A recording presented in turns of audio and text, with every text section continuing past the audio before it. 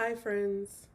For starters, we're trying out a different location in my room because it's dark outside and I really don't want to be sitting in front of my window with just like a huge spotlight on my face. And because it's dark outside, there's no natural light anyway, so trying out the other side of my room. Um, Also, I know I missed last week's video. I got busy with school, and then when I started thinking about recording a video, I felt like there wasn't anything that I wanted to talk about, and also my hair was a mess.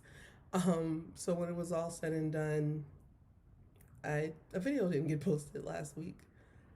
But as I started preparing for this week, I realized that it wasn't that I didn't have anything that I wanted to talk about. It was more that I knew what I wanted to talk about and it was going to be tough, so I was trying to avoid it. Um, so today we're going to be talking about grief, which is interesting. Um, so when my boyfriend passed, I realized that I had never lost anyone close to me in that way. Like, I lost a great aunt and uncle, and I think two older cousins, but it was never anyone that I talked to every day, and it was never anyone where it was completely unexpected. Um, and so I was like, oh, you're about to go through like grief for real.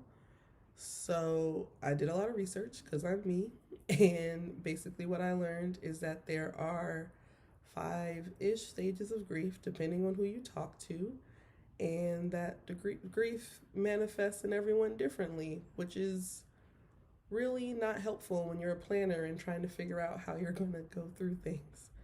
Um, but for the five stages, I definitely experienced them and I'm re experiencing them in some ways. So those are the ones I'm going to focus on. The first one being anger, which I was angry. Like, there's just really no other way to put it. Like, I was mad that people didn't understand what I was going through. I was mad when people tried to understand what I was going through. I hated when people asked me how I was feeling because it was just like, not good. Like, what do you want me to say? Um, yeah, I was just angry. And then one day I wasn't. Like, I never made the conscious decision to not be angry. I was rocking in that. But yeah, one day I just woke up and I just wasn't angry and I was sliding just like smooth into the denial stage. Um, I just like, I'm a very rational person. So on one hand, I was like, he is gone. Like, that is what it is. But in the back of my head, I kept being like, what if I see him again? Or um, that, what, like he would text me again. Because when I found out, I texted him just like being like, tell me this isn't true. Um, and I just kept being like, he's going to respond and be like, what are you talking about? Um, yeah. And then there was the bargaining stage, which was interesting to me because I always thought that the bargaining stage was stupid. It was just like, they're gone. Like, what are you bargaining for? Like, And then I realized that you're bargaining for anything. You're bargaining for like one last conversation or like one last time to see them or one last message. Um, Literally any of that. And yeah. And then at the beginning of my semester, I was depressed. Like, I was in a depression stage. And at first I was like, oh, depression, cool. Like, we know how this one goes. We got this. This one will be fine. But it was depression at like a level that I hadn't experienced before. Um, it literally felt like when you're standing on a beach and like a wave knocks you over and you're trying to get back up but you can't. It just felt like that, but every day, all day. And that's really what prompted me to be like, this ain't gonna work. Like, we can't do this forever something's gonna have to give. And that's when I like really started doing the work and got a psychiatrist and all of those things. And then about the middle of my semester, I started feeling better, and I was like, yeah, we've accepted this. Like, we get it. We are done. We are good. And I like packed it up all in a neat little box and then just like set it to the side and was like, cool, we are done with grief. We have done it. Um, Fun story, that's not how grief works. But like I said, I was feeling better. So I was just kind of like, rocking through my semester, being like, cool, we're feeling good now. We got it. We're together. And then I spent $400 on my credit card in one day. I definitely didn't have $400 to spend, but I did it.